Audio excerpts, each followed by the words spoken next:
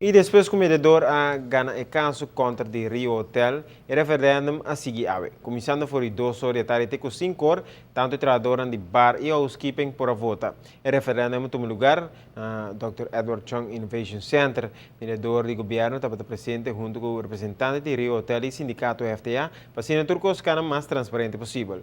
No momento que o referendum será, o resultado está para o mês. No departamento de Bar tem 46 trabalhadores com o direito de voto, mas somente 29 votos para o sindicato FTA e estava tem 0 votos em contra. O departamento de mantenimento estava tem 4 empregados com o direito de voto e todos 4 votam pro e nenhum contra.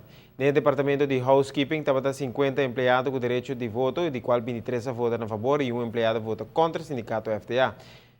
E com o resultado aqui, por aviso, que a maioria de trabalhadores em 2 dias, 3 departamentos a sostener e votar a favor de representação sindical via no sindicato FTA, que essa que o trabalhador de Rio Hotel tem secção de bar e mantenimento lobira membro de FTA.